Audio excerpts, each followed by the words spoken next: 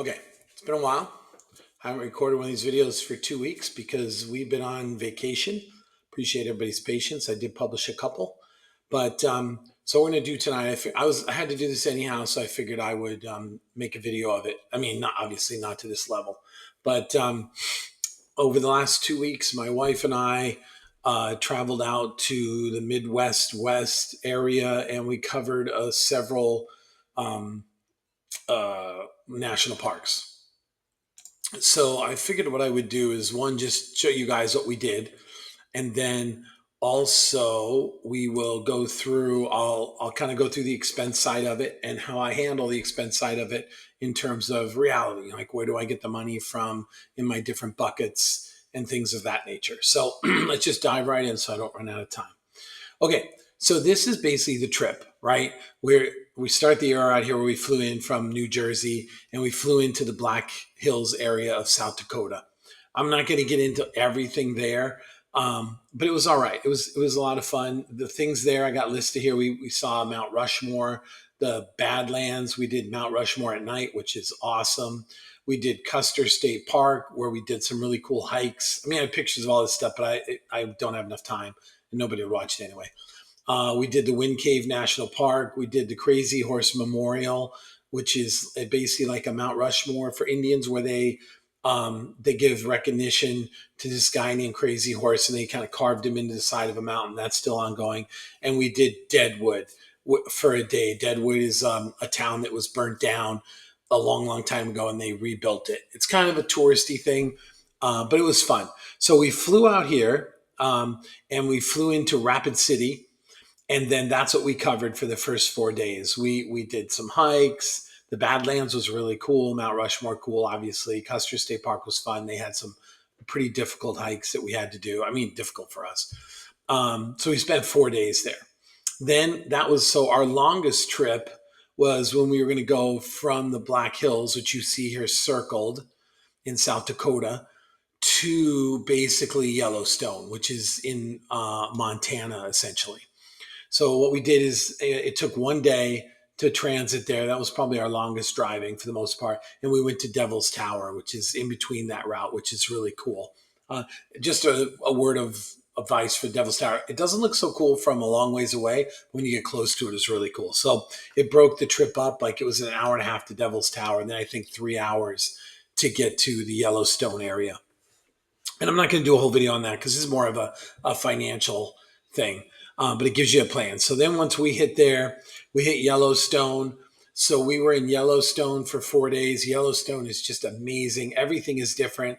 Everything is within like a half an hour. You can go from, beautiful raging rivers to like almost like everything's dead and there's like hot steaming water coming out and all that. So Yellowstone was awesome. It was 4 days.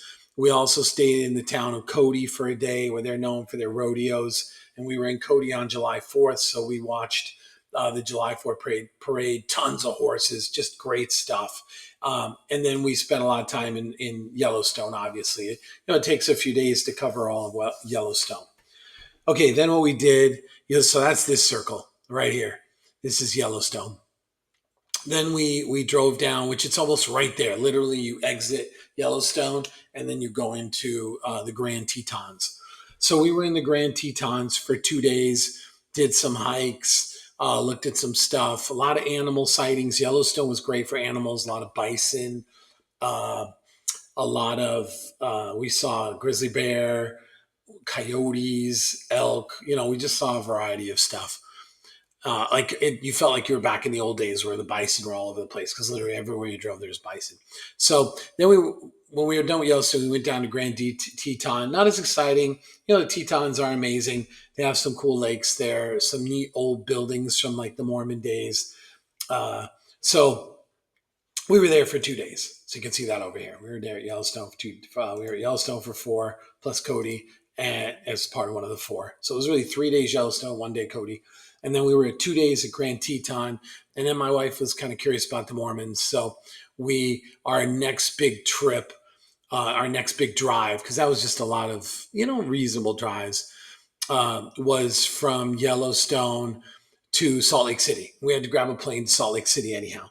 So we went to Salt Lake City. We saw the Great Salt Lake, which no offense to people that live in Salt Lake City. Not that there are any watching this. Well, I don't, because I don't have that big of a viewership. Um, the Salt Lake was just horrible. It was just muddy and stinky because of all the brine that come up and die. And because of the dead brine, there were tons of these little flies. Nothing bit you, but just everywhere. There must have been 20 of them on me at a time. And then because of all those flies, these big spiders that are about this big gather on all the rocks. So you look down the rocks, there's thousands of spiders and spider webs everywhere. It was just miserable. And then we went to the Mormon Temple, which was a lot of fun. We checked that out, and that was pretty impressive. The guy played on an organ. And then we went to the mall. They're really cool malls in Salt Lake City. You feel like you're outside when you're really inside. And then we flew out. So then we flew out of Salt Lake City in Utah, and we flew out and came home. So for a total, we were there 4, 5, 9, 10, 11, like 13, 14 days, something like that. Well, we had a transit. So 4, 5, 9, 10, 11, 12, 13. So we were actually there 14 days. So I'm probably missing something in here somewhere. But it's for the purpose of what we're doing is a big deal. Okay, so that's a trip. That's the trip we just did. That's why I was out for 2 weeks having a great time with my wife, doing way more hiking than I enjoy doing. And we got home, and one of the great pieces of advice I gave you is when you're out on vacation, ever just flip the credit card down and don't worry about the money, because that's hard for me. Like I'm always thinking about the money because I had like $4,000 budgeted for vacations that aren't our wild vacation until my wife retires, and it goes up to 20,000. So the best way to enjoy it was I just started putting down the credit card. I mean, I put it on the credit card anyhow, so I can do what I'm about to do. But when you're on vacation, enjoy it. Just put the card away and go. Okay, so now we got home, and we were trying to figure out how much the vacation costs. So of course, brought up Excel, so you can see it's really pretty. It's a pretty easy thing to do. People should learn Excel. I mean, I don't live in Excel, but it's nice for these kind of things if you want to know what's going on.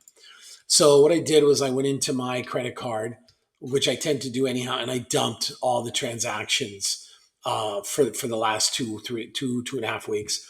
Went down, said, "Hey, what's a vacation? What's not vacation?" It was pretty easy because really for 2 weeks we're gone, so most everything is vacation.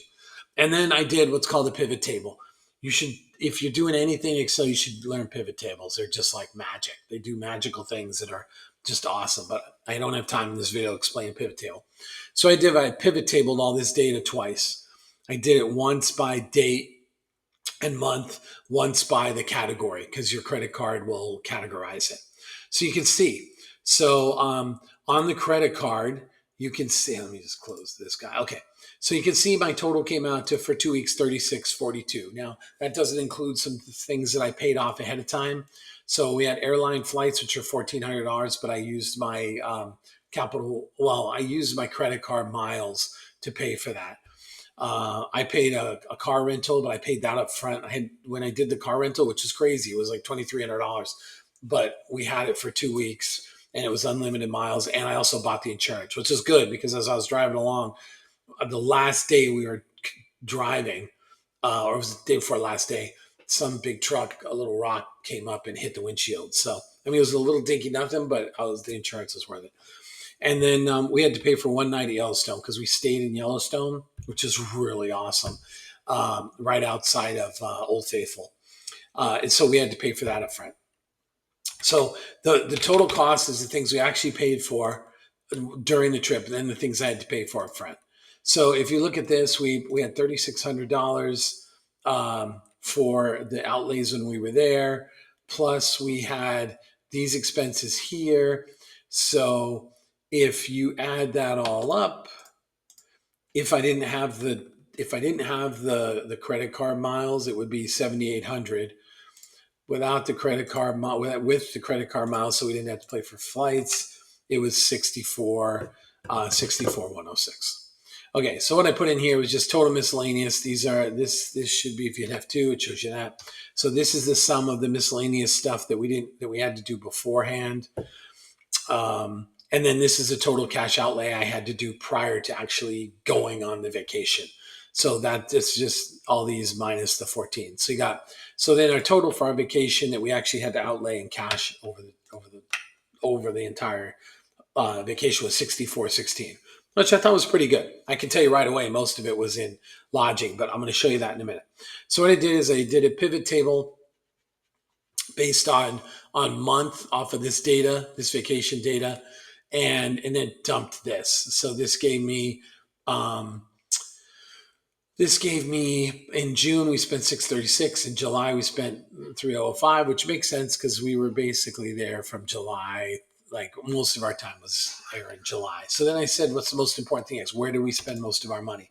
So I took the same data and pivoted it by the description, or no, by the category that the credit card assigns. So you'll see $742 in dining, entertainment $37. I don't know what the entertainment was, but it doesn't matter.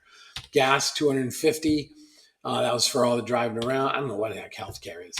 Lodging, which is our biggest expense, was 1624. Because gosh, hotels get really expensive when you get near the price of the parks isn't a big deal. We got an annual one for like $85. It's for the car. So your daily expense is pretty cheap. But having to go hotel. I mean, if you had a trailer, it would probably be a really reasonable uh, it would be a real reasonable vacation because you wouldn't have to pay this hotel fee every night. The dining too, what we did was we bought a cooler. We went to Target and bought some stuff. And one of the things we bought was a cooler. So we had peanut butter and jelly. And then one day we bought lunch meat. So we were eating lunch meat, peanut butter and jelly sandwiches. So we typically, probably half of our hotels had breakfast in the morning. So we bought like a stock of granola bars. We would get yogurts, put them in the cooler, etc. But most of the time, a couple days we had like eat out food twice, but usually it was once a night, and usually for dinner. So we kept our dining costs fairly limited. It was just the two of us. It was just my wife and I. If this was with all my kids, it would probably be triple this. So gas automotive, getting back to this, was 252. Healthcare was $4. I don't know that. Lodging 1600, which didn't surprise me. Merchandise 500. Some of that, we were buying stuff for friends. We were buying it for the kids. I don't know why it's 500. There must have been some stuff. Oh, well, there's shirts for ourselves and stuff like that too.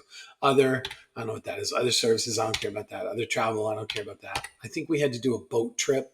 There's a boat trip we got on because we wanted to reduce the hike. It certainly wasn't $326. But needless to say, it is what it is. So then the question becomes, how do I actually pay for it? Because that's really what this channel is all about, right? Practical examples of how do you manage your stuff in retirement. So what do I have to pay for that's not already paid for? So I already paid for this stuff, the airline flights. I already paid for the car rental. I already paid for one night at Yellowstone, and I paid for them out of my vacation account. So well, what do I have to pay for it? So I have $3,600 I got to come up with. Now, all of you know that I have budgets for all this stuff. And I'm probably going to, based on this experience, I'm probably going to create a new account called Vacation. But I keep stuff that I accumulate, I have a separate account, which I think my Spending Made Easy my Spending Made Easy video lays out all this stuff and what these are all about. But basically, house emergency, house lumpy, appliances, car repairs, vacation for Wildwood, which is a place at the beach in New Jersey we go to every year. Gifts to family, vacation special pre 62. So before 62, I told Beth we'd do lower end vacations in addition to Wildwood, and then when she retires, I bumped this up to like 20 grand. So so basically what I have 4,300 bucks to take from. So if I go in here, um, in vacation non-wildwood, that's what I was explaining. How much do I have in vacation from non-wildwood? I have $4,300 a year booked, but how much did I already spend? I.e., this stuff, right? Stuff that I had to spend earlier in the year. So I already spent 2562 out of that. So that leaves me, if I have to pay for 3642, right? And I have a $4,300 fund, but I really already spent 2,500 out of that fund. I did spend 2,500 when I had to pay these bills. I just moved it from that account to checking and then paid the credit card with it. So that leaves me with $1,700, right? So if I've got $1,700 left out of this $4,300, that I can use to pay off this 3,600 or this total cash outlay, not a 30, yeah, of 3,600. Okay. So what does that get me? So my 1910 is exactly that. It's what do I have to pay this? I have 3,600, but I have $1,700 left in my special vacation fund. So that leaves me with $1,900, essentially where I missed the mark, right? I have $1,900 worth of stuff that I don't have in that vacation account. Okay, so if you read my, I think I put out a video on building margin and flexibility into your account. This is exactly why I do that kind of stuff. So I got to come up with $1,900. Well, how do I do it? Well, my budget is set in such a way that I I have extras built in so that if one fund runs over, I can go to another. So what I did was I said, hey, I know if I look at this fund, I actually have in my house emergency fund, I put in this every single year. This was carryover from last year because I didn't have any house problems. I didn't have any appliance problems. And that's another video. I cover this stuff a little more in depth. So I actually have like 15 grand in there, but I think I spent like 600. So I still have like 15,000 bucks sitting in here. So what I did was I put a note here. I said, I'm going to take 1,000 from house because, and actually this year I stopped funding it. My plan funds it every year for the rest of the plan. But I'm going to stop funding it when it hits like 12,000. I stop funding it. So next year I'll only have to put like, well, I'm borrowing 1,000, so I'll put like 3,000 into it next year instead of six. So what we're going to do is I'm going to borrow 1,000 from here to pay for it. And I'm like, and then the other thing I have is my wife, which she's not working now. So she has 2 months out of the year over summer because she's a teacher where she doesn't work. So I have a fund that takes care of that too. So if you look, I have a special summer fund that what I do every year is I put in enough so that when she's out, I can just borrow right from that fund. And obviously, this only goes till she retires. So in the plan, this only goes till she retires. So I said, you know what? I know that we actually when she, so what happened was is she stopped for summer 2 weeks ago, 2.5 weeks ago. So I was able to look at the balance in my checking and know that from January to June, I have a pretty big general like miscellaneous fund of like 1,700 a month. So I know that's going to be abnormal. We're going to save money on that. I just know it because I want to build cushion everywhere. So what happened last year was I only needed $2,000 from this fund over the summer because what I do is when I hit June, so when I hit June, whatever's in checking now, we use that until she starts getting paid again. And when I'm getting close to zero, I fund it. So I got like 8.5 grand in there right now, which I know based on our expenses and stuff is going to get us through almost 2 months. So basically, when all is said and done, this I know I can take another $900 from this and not hurt anything because I come in short. Last year I only spent 1,900 in this, and I looked at my account and compared it to last year, almost the exact same number. So what I did was I said, listen, I am going to take 1,000 from the house fund and 900 from summer savings, which is my words for when Beth's not working for 2 months. So that's exactly what I did. So what I did is I went in and I took this seven, just so you kind of see how I work. I went into my accounts. I took 1732 from that yellow account from this guy. Remember, it takes 2 minutes to set up an account. Um, I took I took 1,000 from this account. Remember, this is everything in yellow is one account. And then I went into this account specifically and I took 900 from that, transferred it to checking because when I transfer to checking, I can put a little comment so that at the end of the year, I'll know why I did things. I mean, I know it came from the account, but I want to know why. So I put a little comment in it saying, this is the shortfall on Yellowstone. So I transfer that in, and now what I'm going to do is now I have about 3,600 bucks sitting in the checking, and then literally I'll just pay electronically, of course. I'll pay. I don't know when because I don't get any interest in checking, so I'll probably do it pretty soon. Is I will transfer that 3,600 and just pay the credit card, or pay a portion of it. I have other regular bills too. So in summary, that's kind of what the vacation was. I mean, you can always just freeze it and look at these numbers. how much the vacation cost us. We were gone for 2 weeks, two of us, fairly conscious about food. To be honest, we didn't want to do food anyhow because we were hiking. We were doing a hike every single day. Um, how did I deal with it when I got back? Where did the money come from? How do I pay for it? How do I track it? So that kind of covers all the procedures. If if you guys want to go in the comments and say, hey, we'd like more details about and pictures and stuff like that. I've got plenty of pictures and stuff like that over details and plenty of even comments about what was great in the Black Hills, what we would have done differently.